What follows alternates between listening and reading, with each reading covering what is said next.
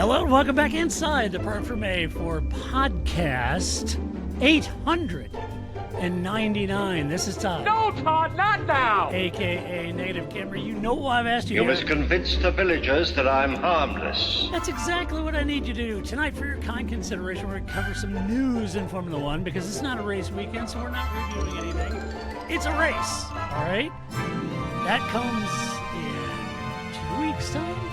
Yeah. But anyway, we're going to talk about news. Before doing that, obviously I have to introduce my co-host. You know her, you love her all the way from the right coast of our nation's capital, where she is currently without internet. And that's stunning because I live in a forest, and if the wind blows, my internet's out. So she has no internet. You know her, you love her, the lovely, the redoubtable Grace. You're going old school. Yeah, I know, right? Wired headphones. It looks great. Cutting edge here at the Park for May. No, it's totally Bios's problem. So that's good. Good times. Improvise, adapt, overcome. That's right. Yes, we whittled some sticks together, and here we are. We had to MacGyver this, didn't we? We used a hockey ticket and some random wire that we found, but we made it. Yeah, a toothpick, rubber band, some chewing gum, and we got it going. We got it going. Something for now. So For now. So let's see how it goes. We better cover this pretty quick, shouldn't we?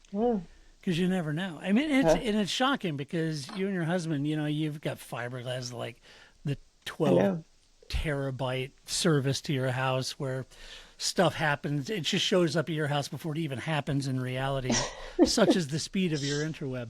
That's right. Mine is like limping along, and normally when the wind blows, mine's out. So stunning that you're having issues. Yeah. Well, and just for the record, most technical issues are usually on my end. So that's, I just think it's funny that when we, called Verizon, we tried, because rebooting it kind of works, but kind of doesn't work, whatever. They're well, if it's our fault, it's free. If it's not our fault, it's at least $99 for us to come visit. Yeah. What was I going to say? Like, what are we going to say? No, don't come. Like, I'm hostage here, right? I know. I guess that's what we're paying. Thanks, Verizon. I mean, there's no other choice. So okay. Yeah. Oh, the upside is you got a cat in that house, that you're married to that'll know if it was their issue or yours. Oh yeah. I mean, he was like, he was telling me also, I'm like, okay, that's good. I mean, I'm just downloading stuff from work to my local machine. Like, this is not great. I'm like, that's funny. It's fun. Cool. Hey, big shout out to all of our Patreon supporters. We could not and would not do this podcast without you, as several of you are in our audience live as we're recording this, and you too can join us live for recordings if you're a Patreon supporter, so you can do that over the website. But huge thank you to all of you out there that have joined us live in the audience. It's awesome to have you along for the ride. So welcome. Let's jump into some news. Oh, and a programming note right up front. So this is podcast 899, which of course means that we're dangerously close to podcast episode number 900. Right. Now, in reality, we're over 1,000 because I've done so many other interview podcasts, which was downshift episodes back in the day. But for just this particular show, its 900th episode is coming up. And I wanted to try to have all three of us on. And, Grace and I, we're like a reed in the wind. We're flexible like that. But with Paul, when you're as popular and sought after as Paul is. That's right. It's tough to tie him down. It's almost the point where Grace and I got to call his personal assistant and get on his calendar, That's right. He's a busy guy. He's racing this weekend. So the programming note is thus. We are hoping to record podcast number 900 on Thursday evening this week, so just a couple of days.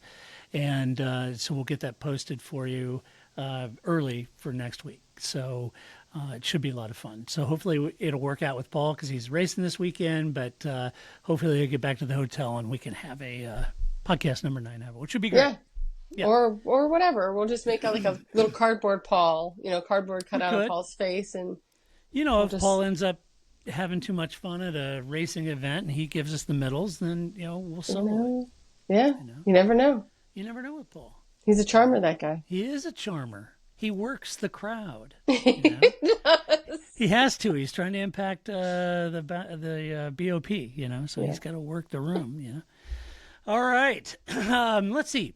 First up in news. Now, this one caught my attention in Hat Tip Autosport because the quote I'm going to be reading is from Autosport. So, Department of Justice, that's the DOJ here in America, is set to investigate Liberty Media, the owners of Formula One. Liberty Media says it is facing a Department of Justice investigation into the Andretti bid to get into F1.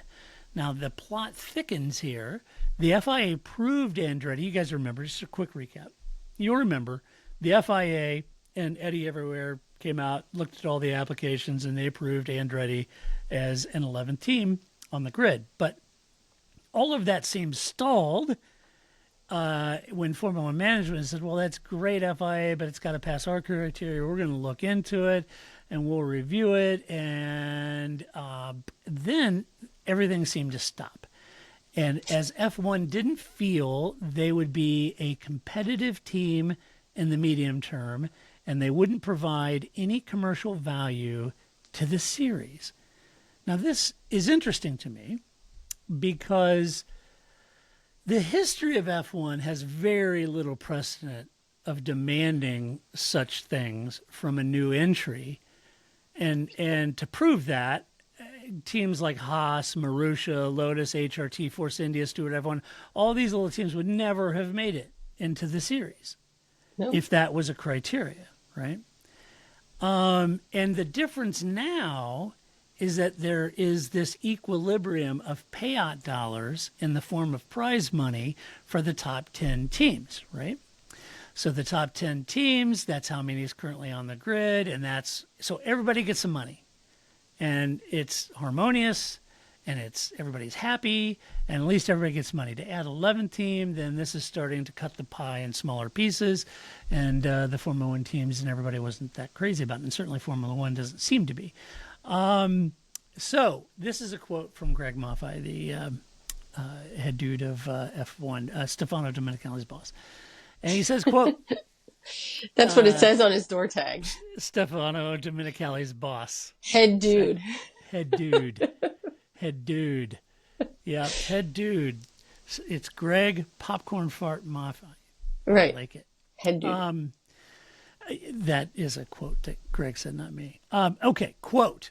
Looking at Andretti, as you saw this morning, we announced that there is a DOJ investigation.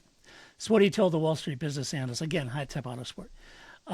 We intend to fully cooperate with the investigation, including any related requests for information. We believe our determination, F1's determination, was in compliance with all applicable U.S. antitrust laws, and we've detailed the rationale for our decision vis-a-vis Andretti in prior statements. And then he went on to reiterate, we are certainly not against the idea that any expansion is wrong. There is a methodology for expansion that requires approval of the FIA and the F1, and both groups have to find the criteria met.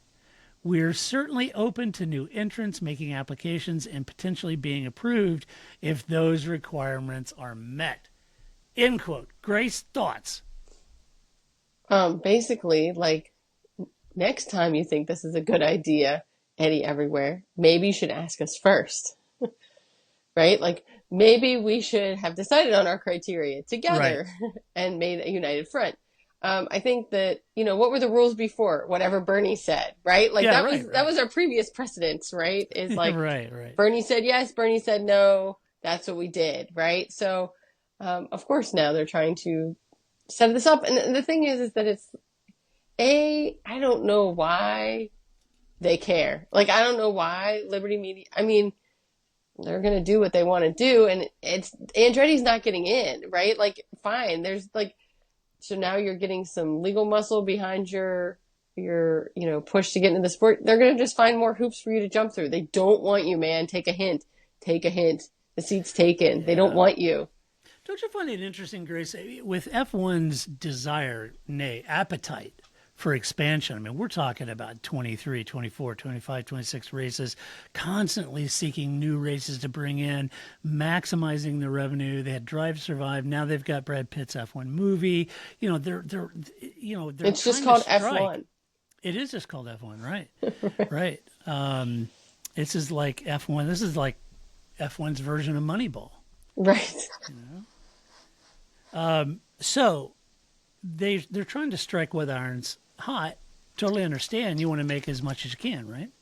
Right. If that's the case, adding a name like Andretti and more teams to the grid, you would think would be seen as a good thing. The only thing I can think of is that there's a lot of pushback from the teams about this, and I can understand their point, the team's point, but it's kind of interesting because in the past, F1 would have done whatever the heck it wanted to for its betterment. This time, they're not, and I don't know that I see the downside of having an 11th team for F1. More races, more teams, more action. All of the things seem positive. I don't know. It's interesting. I understand their point from a financial standpoint. Yeah, you're taking my money. Yeah, I get that. Yeah, right. But without any sort of precedent in history of new teams' application, just as you said, it's typically been a vetting process to determine if an applicant had the cash or liquidity needed to be a meaningful entrant and not just a one-year shot, right? Bernie Ecclestone very famously said that one time it takes $500 million or $1 billion of liquidity to be an effective F1 team. And, that's just Bernie talking.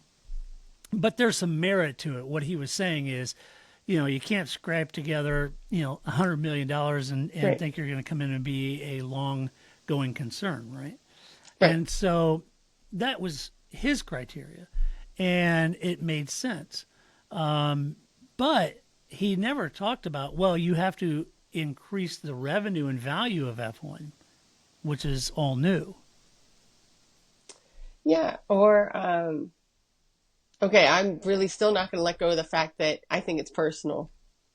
Like if it was, if it was Roger Penske, they'd be like, sure, come on in. Mike Andretti, not so much, sir. So, I'm not going to let go of that angle because that's my favorite angle of the story. But, maybe that's, maybe Bernie was better at the behind doors, like he had these criteria. We just didn't know them. He just didn't say them out loud, or they didn't matter to him. I mean, maybe because the team's got money before, I guess. I mean, so I was trying to think of if Bernie just made the rules be what he wanted them to be and Max Mosley backed him up, but the teams would have complained just as much before because they still got a cut of the money. That's always true. So why would it be different now? That would have also been true before too. So, well, they probably didn't like their bravado, and there were, and he was pretty aggressive in the beginning. Yeah, right. And you're right. It could be, they were like, yeah, that dog don't hunt. Ian and Frank brought up a couple good points in the chat for our audience. Frank had said, theoretically, how much is the cheapest F1 team on the grid worth, right? Wouldn't it be more cost-effective at some point just to buy your way in? And I think that the answer to that is yes, Frank. And that's certainly what Grace and Paul and I was advocating for Gene Haas instead of starting his own. It would have been much cheaper for him just to buy an existing team and come in. And I do think that's true. To the point that I think Andretti buying what's left of Alpine or Haas was certainly a lot of people suggesting that. Ian says, does this mean that Formula One management must now release these requirements to prove where Andretti fell short? Right. Which is, I think, a great point. And what about Andretti's application showed no revenue growth or no value to the series? I mean, that seems like a pretty definitive statement. If that, and to that point, Liberty's new application process criteria may very well have that language in it. It very well may have, whereas it hasn't in the past. And if so, where'd they fall short? I'm curious, because I think that's what most people are scratching their head on, saying, you'd have to look high and low to find a name bigger than Andretti in motorsport, right? It's the opposite of getting elected because I'd like to have a beer with that guy. Right? Like, I would like to never be near that guy. Yeah, right? yeah, right. What are the criteria to prove I never want to be near that guy? His dad, we're cool with him. His son, totally fine. Michael, yeah. Do you have to come? Can't Mario just run the team? Right. I don't know. I suspect it may find Liberty was within their rights to demand such criteria. If that criteria is in the application process, I don't know.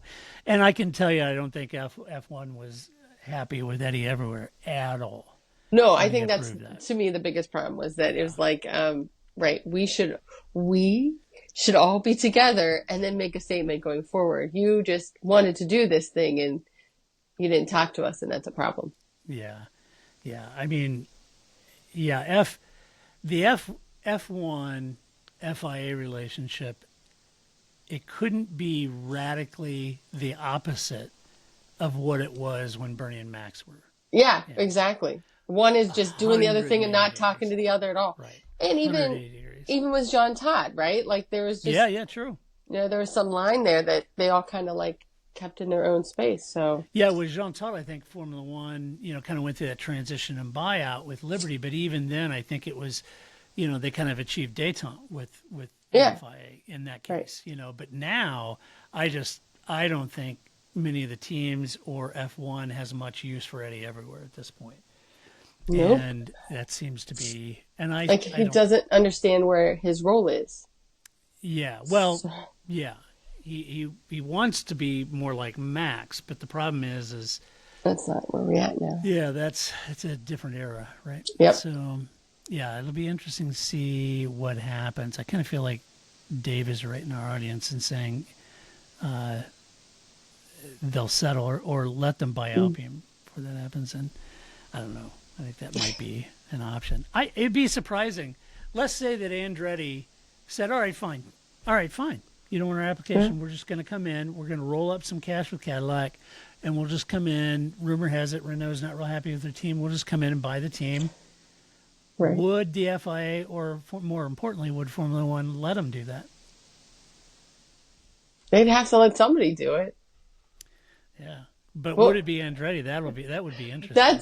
Once again, I want it to be not Andretti. That only makes it more spicy.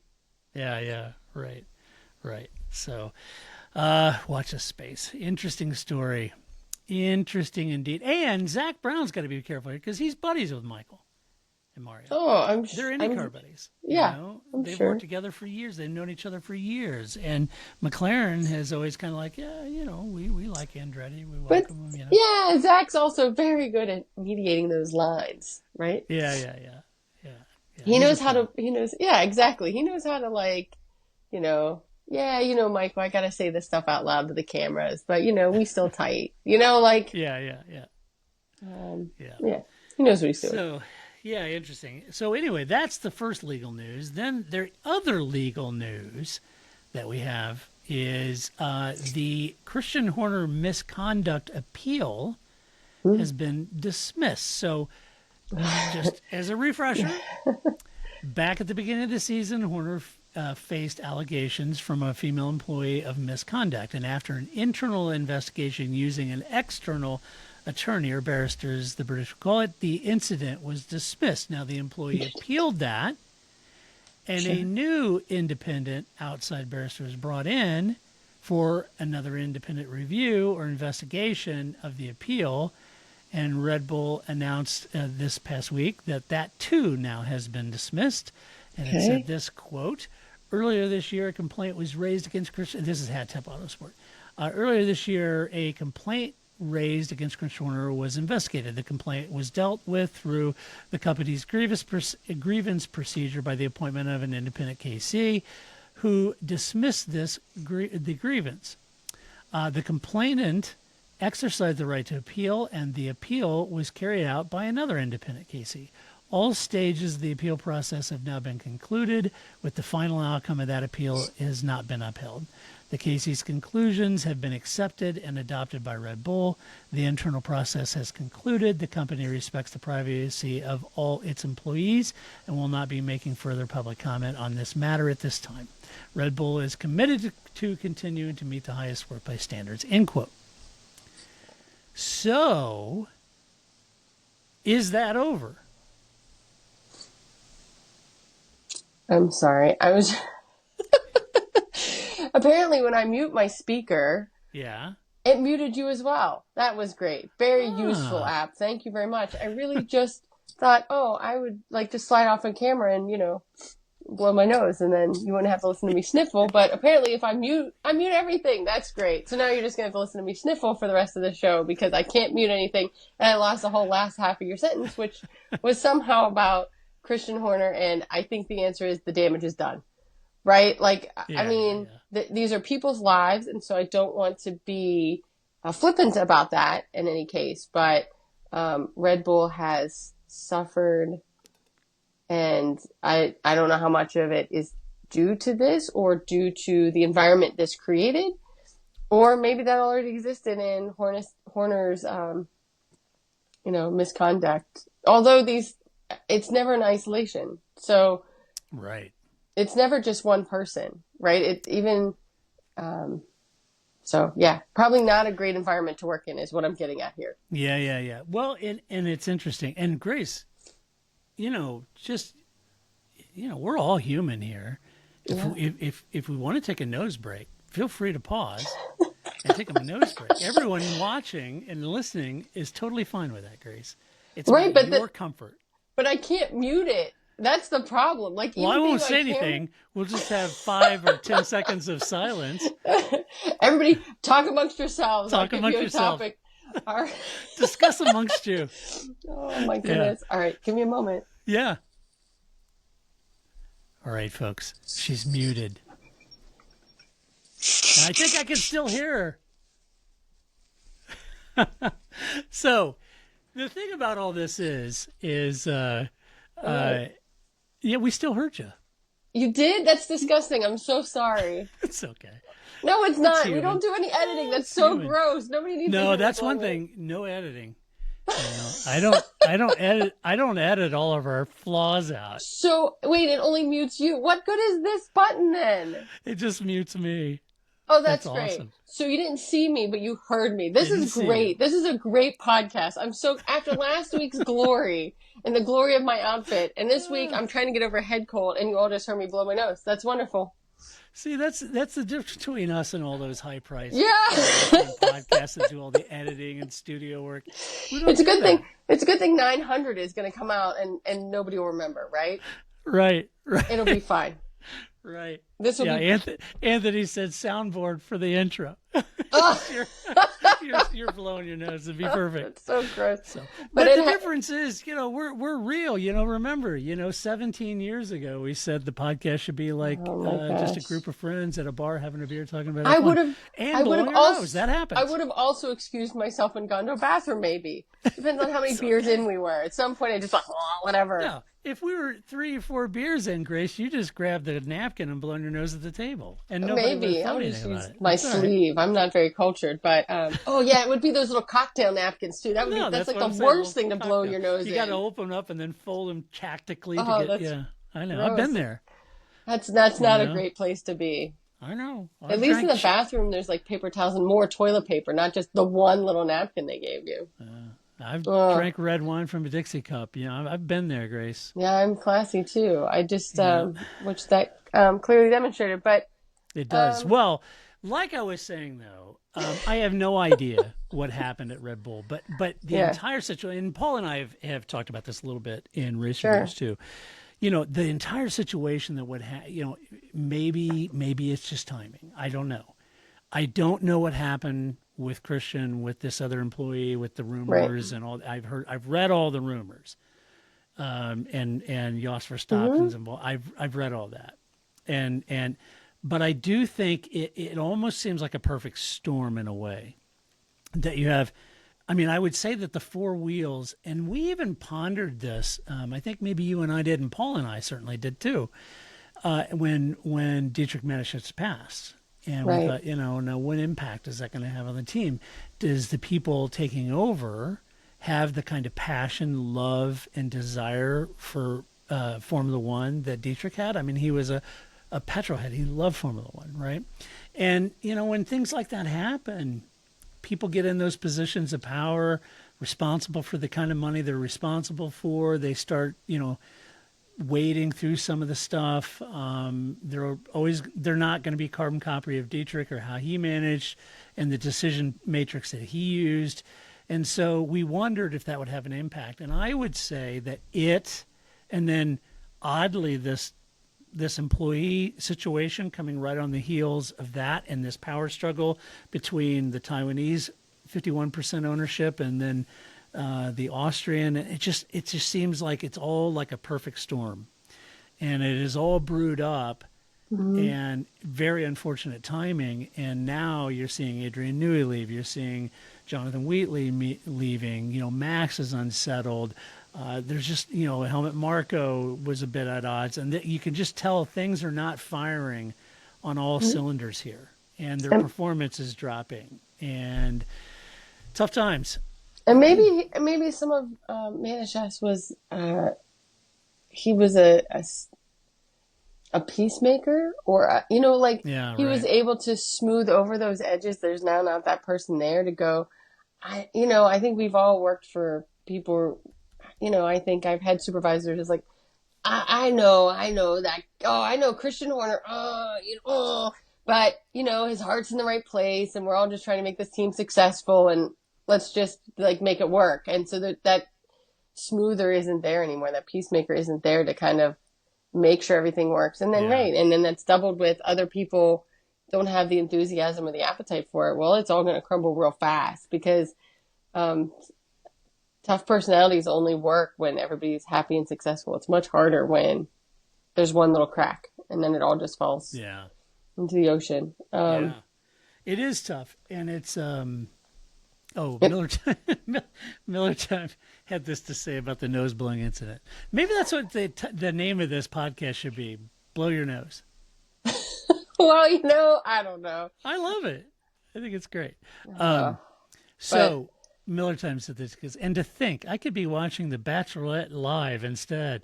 Nah, I like to watch my Park from Bay podcast like my racing live and raw. There you go. Well, there's few things that's worse than you can feel a sneeze coming on, right? And you do the whole pinch the nose. Yeah. Making funny faces over here because I'm like, I can feel that sneeze. Don't sneeze. Because again, I'm using the app. I only learned where to use on the mute button was on the full app. Now I clearly have no idea where it is on the phone app. Clearly. Right. I only know how to mute Todd, which would make for a fun podcast. I'm just going to mute Todd and I'm just going to keep going. Just mute me. Whatever. This show's mine now. Yeah, right. Okay, moving on. Maybe. Sure. It's not good. And it almost makes me feel almost. I didn't say it actually makes me feel sad, but almost makes me feel sad for Red Bull if this is really it just crumbles into the ocean. It's not really how I want them to fall into the ocean. I want it to be because McLaren beats them and they're sad and they take all their toys home, not because of Christian Horner's personality or some internal issues that everybody's leaving. Right. Well, and then you have a lot of poaching, but top teams are always poached. Mercedes got poached, and you look at Mercedes, but this is pretty typical for F1. Teams rise and fall, and it's always been that way. Look at Mercedes, 8 years, some brilliantly smart people at Mercedes, and yet they've been beat the last a couple of years. So anyway, in other news, this is an interesting story. So there's a news article, a couple of them out there. The one I read and got the quote from, again, Hat-Tep Autosport, was about a Rwandan Grand Prix, Rwanda in Africa. And if you live in Rwanda and you're an F1 fan, then you might be interested to know that F1's desire to return to Africa could be in your backyard. It seems that F1 will be having a meeting with the organizers in late September to discuss the possibility. And here's what your friend and mine, Stefano, depending on how you want to pronounce that. Sure. He said this, quote, "They are serious. They have presented a good plan and actually have and actually we have a meeting with them at the end of September. It will be on a permanent track. That's interesting. The last race in Africa was in South Africa. That race was in 1993. Just the year, you remember in 94, that was the mass genocide in Rwanda, right? It was horrible. So in 93 was the last race. 94, Rwanda had serious issues. So F1 wants to return to the African continent. And I know a year or two ago, Lewis was saying, hey, let's go to Africa. He still wants to go to Africa, of course. At that time, a lot of the talk was about Kyalami and how we could redo Kyalami and could we get that, F1 ready, and does that make sense? But nobody's really talking about South Africa anymore. As Stefano went on, he said, quote, we want to go to Africa, but we need to have the right investment and the right strategic plan. We need to have the right moment, and we need to make sure that also in that country, in that region, in that continent, there's the right welcoming because, of course, they have other priorities. We need to be always very careful in making the right choices, end quote. So that's, it's an interesting commentary. And before I go on, Grace, I'll let you share any thoughts you've got. So in looking into this, so first of all, to me, the big question is why Rwanda? Yeah. Like, I can understand, of course, when you get in Africa, it reminds me of when Bernie started moving to the Asia Pac, right? Like, here's this untapped market of people who for sure watch Formula One, and we were able to get 3 races in the United States that people go to. Africa is someplace we've wanted to get into for a while. Why aren't we there? Right. Why Rwanda? That doesn't seem like the most stable location for your race, and especially because they're going to have to build a track. It's not like Kyalami, where there's a track that would need to be refurbished. I don't know what the right word is to bring it up to F1 standards, right? Because it's not. But they are racing there. There's things happening there. Yeah. They don't have to, it's not like on, Dale Earnhardt Jr.'s, wall of vials of dirt, right? They are using that track. So you would have to do something to make it F1-able. But if it was in Rwanda, it would have to be completely rebuilt. But why East Africa? Why not West Africa if you want to get in Africa, or North Africa? Just that, my limited knowledge of the geopolitical African continent be what it is. I don't know. Rwanda seems like a odd choice to me, given its location. However, when you sent this story, I was like, I hadn't heard this. Shocked. Don't tell anybody. I actually did some research. And so by I did some research, Flip sent me some stories. That's what I mean by I did some research. But that's also where they're going to have the FIA awards ceremony this year, is in Rwanda. The prize-giving gala. Yeah. Yes, the prize-giving gala. Yes. So I thought that was even more of an interesting nod, because to me, how often is Dominicali? He probably goes on some amount of these kind of like, we're gonna talk about some stuff kind of trips. These probably aren't out of the norm for him with countries. But why is this one rising to the top? Why is this one making the news? And why is this where the prize giving ceremony is going to be? So I thought there was, and then, Flip and I were talking about, like, is there some connection to the Middle East?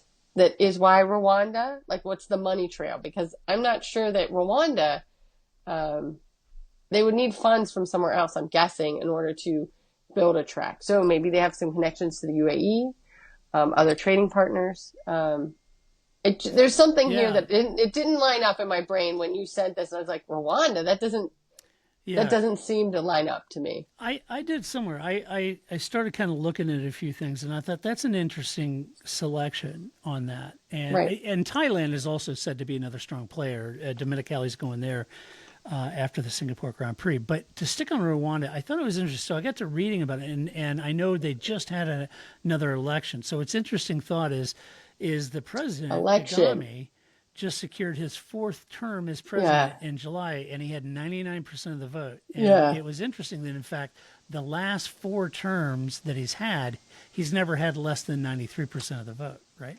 Election. Yeah. So you got to, okay. There are also tensions with the next door neighbor, the Congo, and support for rebel groups in that country that also make things a bit tense that F1 might consider as well, although Rwanda is the home of the African Basketball League, and they work at the NBA, and the prize-giving gala is going to be there, et cetera, et cetera, et cetera. So there's these elements, and then I got to dig in a little bit more, and I thought, okay, what's the gross GDP of Rwanda, right? Because we're talking about a significant investment in a permit track. For a very tiny country. Yes, and so many of the issues with hosting a race are often centered on many factors for F1, but they sometimes face a lot of criticism from fans who do not agree with either the government's policies or the host nation or whatever. And so I got to looking around on social media. There's been, certainly as it expanded to Bahrain, Qatar, Saudi Arabia, China, and other places like that, there was a lot of pushback from some fans. Yeah. And there's been some critics of this already. But I am curious as to the investment, which you mentioned earlier, because the investment part of this is that if it's a purpose-built track, their GDP in terms of PPP is $42 billion. And I wonder, who are the investors they have? Who are they, and where is the money coming from? The reason I ask is that you don't want another India, Korea, or Turkey, right? We don't need another failed F1 race because you had some, flash cash and investors, you built it and it wasn't sustainable. Right. And so I don't know. I don't know. There's more here, right? Yeah. Yeah, the spidey senses were like, it's just like if they said Nigeria, I'd go, oh, okay, Nigeria. Okay. Yeah. Maybe even if they said Kenya, even though it's in East Africa, but like that whole area, again, my geopolitical knowledge, not the greatest, I will admit that, but I don't know that that it takes a lot of geopolitical knowledge to realize maybe East Africa is not the place to be, but I would be interested to see. Because, you remember the Dakar Rally, and that region was, threatened, and there's different regions, and there's political unrest in different regions, and you got to think about all those factors, and you got to try to roadmap that out a little bit. I don't envy him the task of that, but and I think that, and then and even beyond that. So let's say somebody says, "No, Grace, it's fine. It's Bernie Ecclestone. I talked to my friends; they said it's fine. Okay, fine, it's fine. It's fine. You have." I think MotoGP's gone through a lot of these issues. Like you have, how do you get the people there and passports and there's a lot of other things that even if we all decide it's fine, whatever that means, to get a race there and then to get all the circus there in and out. So again, I can see why you'd want to have this conversation, even if it's just for the optics, even if Dominicali's like, I'm never going to do this. We're never doing this. It makes good optics, right? I get that. Right. And you do want to be in Africa because there's a you think, the United States was an untapped market and now we have 3 races, right? So how much of this untapped market here is people that want Formula One and to have a race in their entire continent somewhere and Formula One hasn't done it. So I think it kind of has to. I just think there's more here. We got to follow the money. There's more to this story because it just seemed out of nowhere Rwanda is on the map now. Yeah, kind of what I'm thinking. Let's see what else. Oh, and then keeping it in the Dominicali camp. So because we know he listens, so we might as well just Stefano and I are like this. Yeah, exactly. So he did a interview with Auto Sport, and he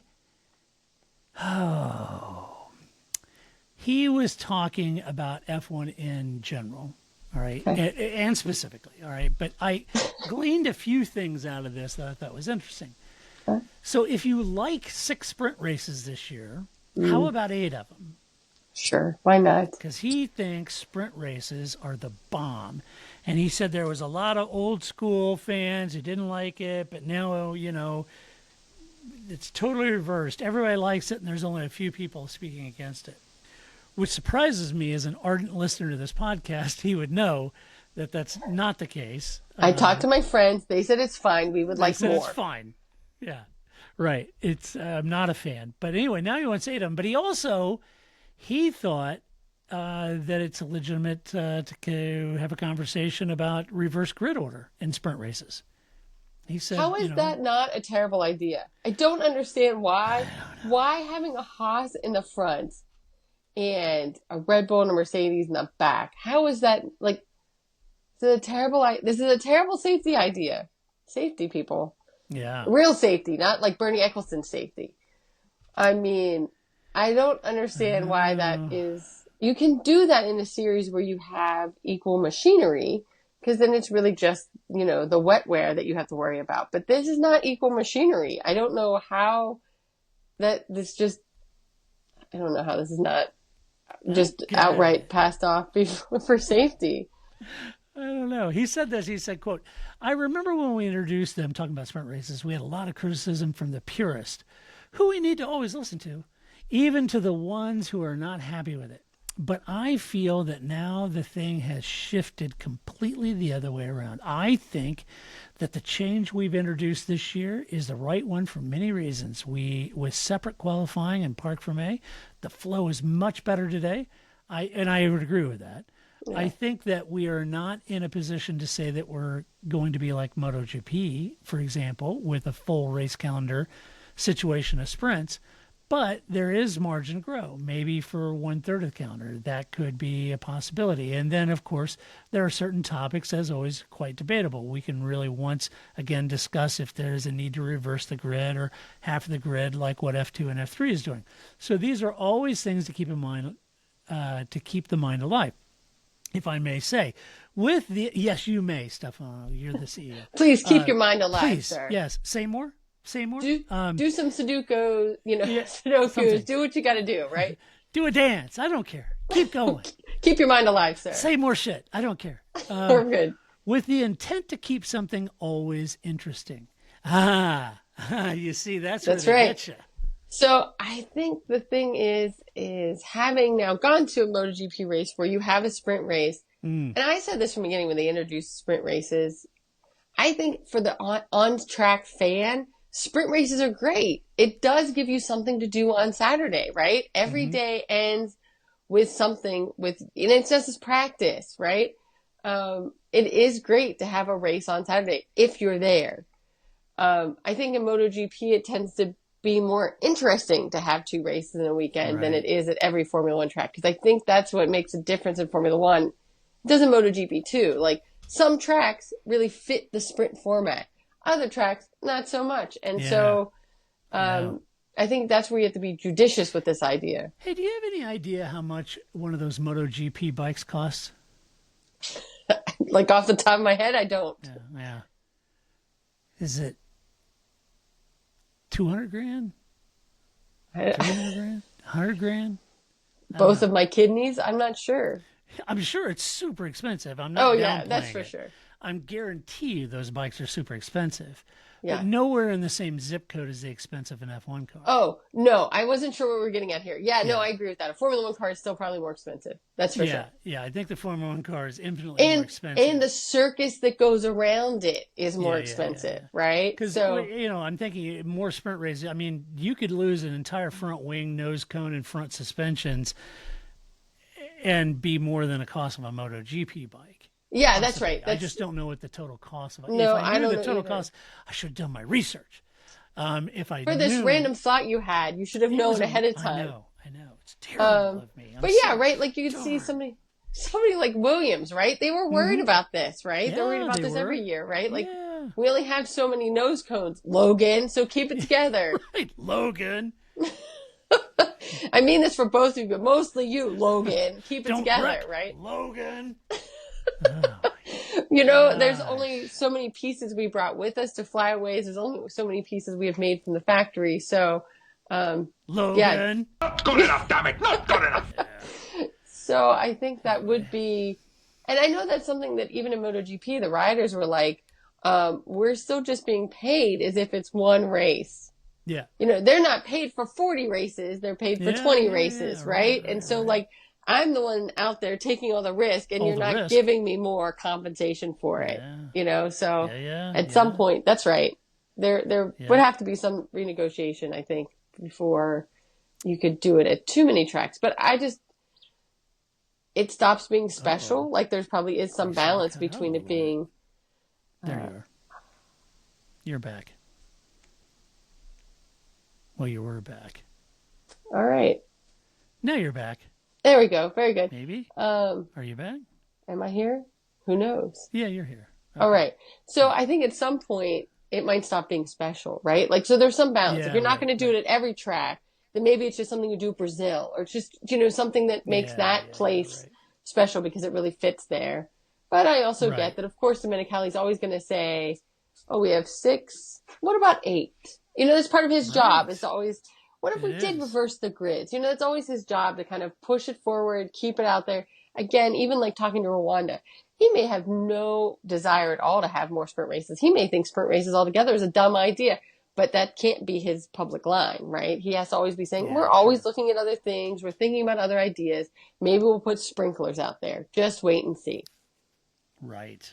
He's just keeping his mind alive. Let's see. He also talked about practice sessions. He said it's good entertainment for people coming already on a Friday to see cars. No, he's asking a question. I'm sorry. Oh. He said, is it good entertainment? I know there's a big difference on how I actually read this. He said, is it a good entertainment for people coming already on a Friday to see cars going around the track just to prepare better for qualifying in the race? I mean, is that what people want to see?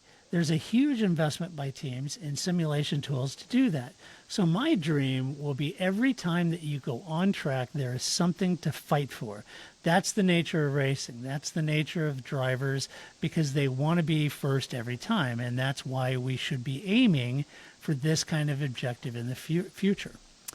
And then it segued into street races. And he said, I would say we want to be balanced. We don't want to move from one side to the other side of the scale. But for us, it is crucial to have good racing. I remember one of the biggest criticisms that was on the table before the Las Vegas Grand Prix was, oh, come on, you have a race where there will be no overtaking, no drama, no action, and so on.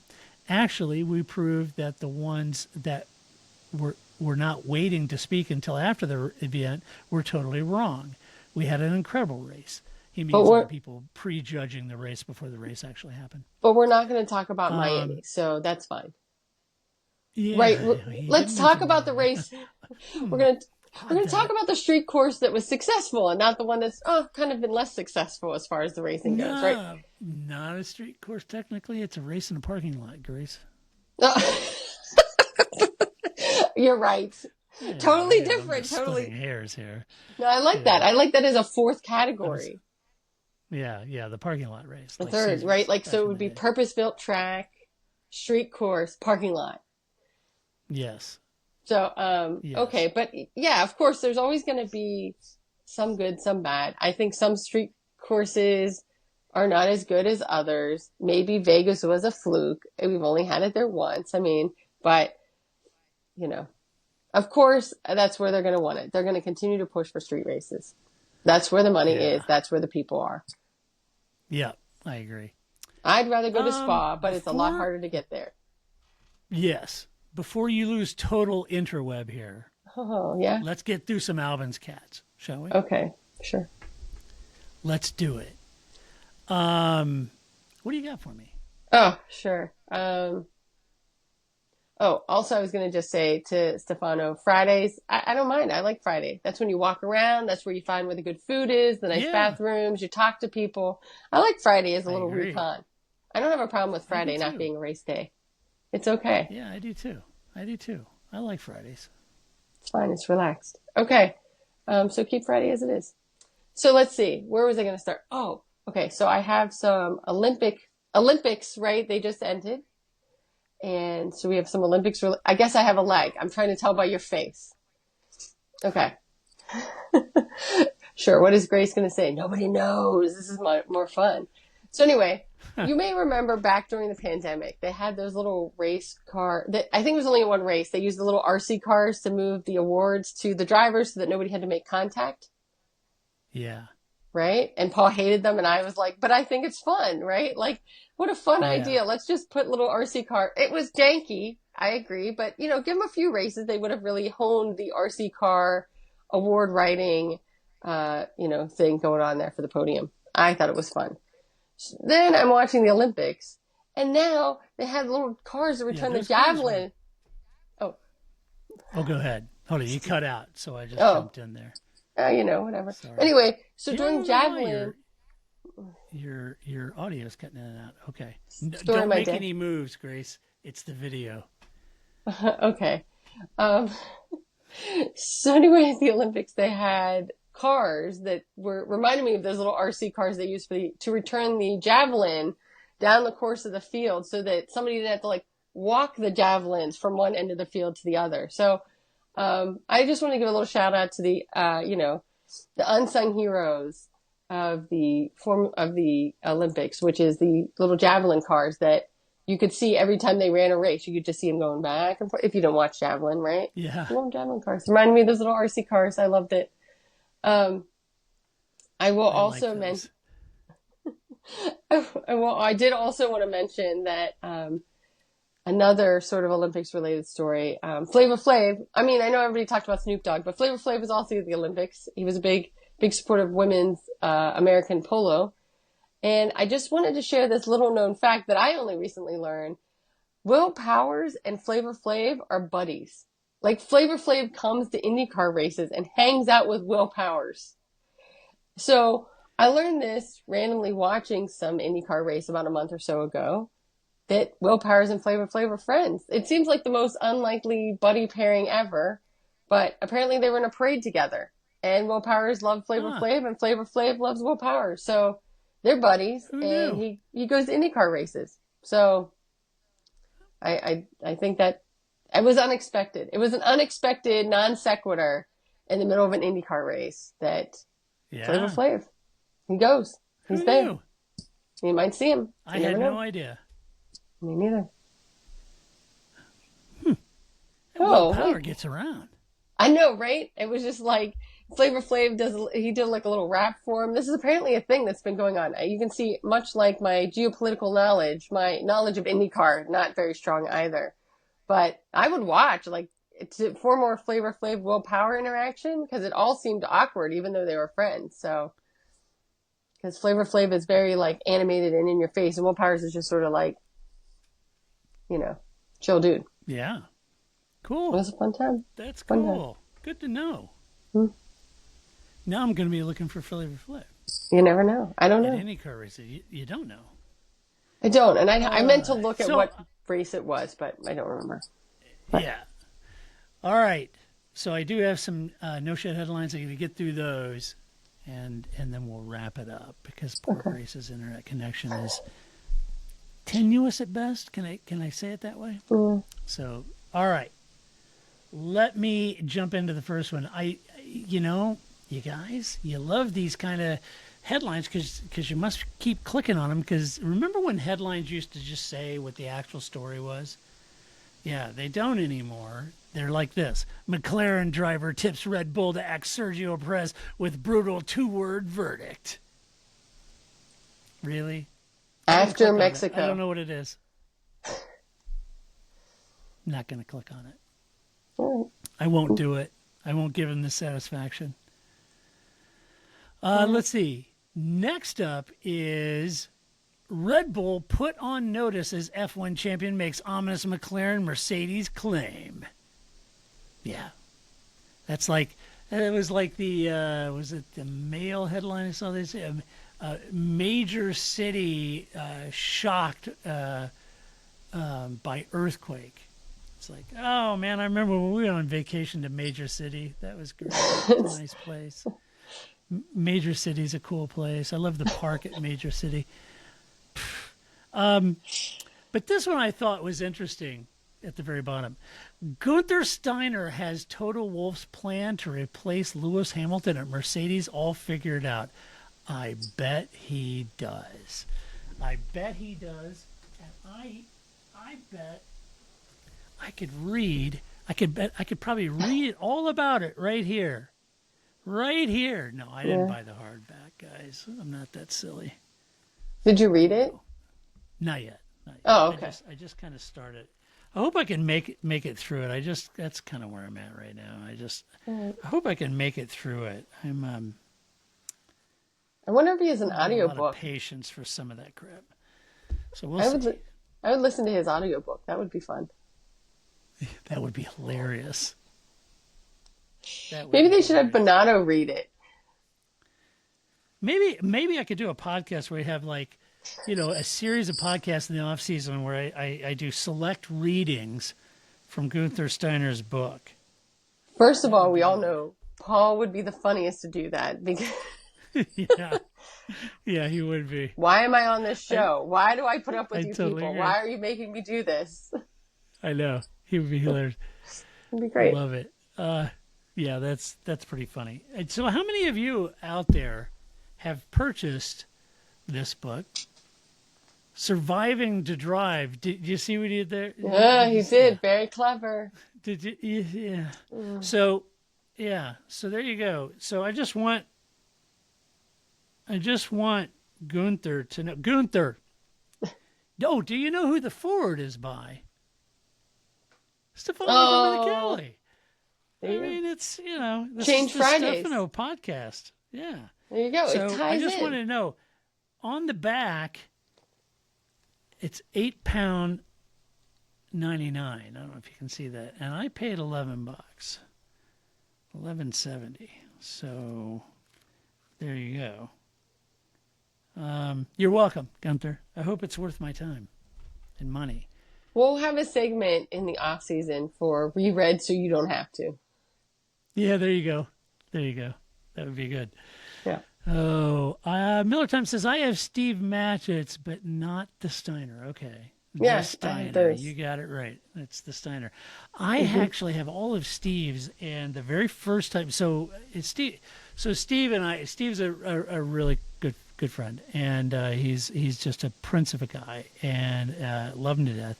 And the very first time I got to meet him, I drove down to Speed's studios, and I interviewed him, and I was there during the broadcast and got to see the operation, met Lee Duffy and Hobbs and all those guys, and spent some time there with them. And then I get to do a separate interview with Steve, which was great. And then he and I went out and had lunch, and just delightful guy. And while I was there, I thought, well, I wasn't planning on all these years later still chatting with Steve off and on and sending him messages and stuff, and that we would be friends. But so, you never know that, right? And so I brought my books, and he was kind enough to sign them all. So he's a brilliant guy. Yeah, for sure. Love Steve. Yes. Thinking of you, Steve. Love you, buddy. Okay. That does it. Can I tie these two stories together? Yes, please do. I think it's hire Sergio, right? Gunther Steiner has Toto Wolff's plan to replace Lewis Hamilton. Hire Sergio, right? That's what comes off of the first story. Problem solved. 2 brutal words. Go to McLaren. Go to Mercedes. I don't know why I made that mistake. Yeah. Yeah, that's it. That's the Sergio right there. There you go. But after Mexico. After Mexico. Don't go before that. Yeah, if Red Bull thought they were having troubles now, you let Sergio go before the Mexican Grand Prix. Those people are going to be so mad at you. Bad idea. The Mexican fans are going to be not happy. Nope. They probably won't be cheering that much. They'll need the Javelin car with the Javelin in it. Yeah, the Javelin car. I really was excited for the Javelin car, I'm telling you. I don't want to be controversial, but I didn't watch any of the Olympics. You didn't watch any of the Olympics? Not 1 minute. Did you never watch the Olympics? 2 things about the Olympics. I loved them when I was growing up, when I was a young boy. Predominantly the Winter Olympics. I'm a big Winter Olympics guy, not a Summer Olympics guy. All right. And as the years have gone by, I was just really not that interested. And it's a shame because apparently I missed a incredible breakdancing display, and somehow I didn't watch that. So I don't know what happened there, but everybody told me there was this whole breakdancing thing that was a debacle, and so I missed it. So I have to go find that apparently. So that'll be the 1 minute I watch. Okay, well, I would say to watch the Red Bull dancing contest instead. That now I can't remember what it's actually called, but that stuff's pretty amazing in comparison to watching breaking. But see, I like the Olympics because it's for 2 weeks. I don't have to think about what we're going to watch tonight. Like after this pod is over, I'm going to go downstairs and we're going to go, what are we going to watch? I don't know. Right. I don't really want to start a show. I'm ready for bed. The Olympics is sports. You just turn it on. I don't have to be into whatever it is. I can be into discus throwing for 20 minutes before I fall asleep on the couch. Perfect. It's sports. For 2 weeks, I don't have to. Daytime, I'm going down to have some lunch. What's rowing? Well, I'm not going to be a rowing expert. I don't know crap about rowing, and I'm not going to pay attention to rowing again for another 4 years. So I really like the Olympics because for 2 weeks, it's like going to an all-exclusive resort where I don't have to think about what we're going to eat each night. There's no conversation. What are we doing for dinner tonight? Nothing. We're at a resort. We're just going to go down to the restaurant. It's already paid for. We're going to eat some stuff. That's where the Olympics fits for me. I don't have to think about what we're going to do. I will say you did miss some great Olympics, though. There's some great stuff going on. Great basketball, some great volleyball. I wasn't interested. Look, I just got back from Belgium. Before that, it was nonstop Tour de France, and I watched almost all of that. And I was a little dog-eared, if I'm honest. I don't know. I'll watch marathon. It's fine. It's great. You come in, you're like, oh, you got 20 more minutes? Okay, good. I can go do some more. I can do a little laundry. I can go feed the birds. I can do some stuff. Come back. Oh, it's still marathoning? Okay, cool. I'll come back later. It's great. Whatever. I don't know what I'm going to do. Militime says he watched the table tennis coverage. He said that was amazing. This whole pickleball in the Olympics yet? No, not yet. No pickleball. Oh, okay. All right. But it'll be in LA in 4 years, so get it together. You got to watch when it's in our country. Well, good. Maybe my elderly neighbor will be in it. You never know. What do I know? She plays a lot. Oh, I hear she's good. I don't know. Pickleball, it's what all the kids are doing now. Is it? No, the old kids are doing. Okay. All right. Is it a boomer sport? I'm not a boomer. I'm not either, but it's I guess because it's just not as hard on your joints as tennis is. Yeah, I get that. Yeah, trust me. So it's more active. It's more like to me, it's more like big table tennis. Yeah, right. That makes sense. All right, let's wrap it up. Apologies for the issues tonight. Can't be helped. Grace is fighting through it. The lack of internet is always tough. And yet, like the champ she is, she fought through it. And I appreciate it. Oh, and she disappeared. Okay. She's done, folks. She's out of here.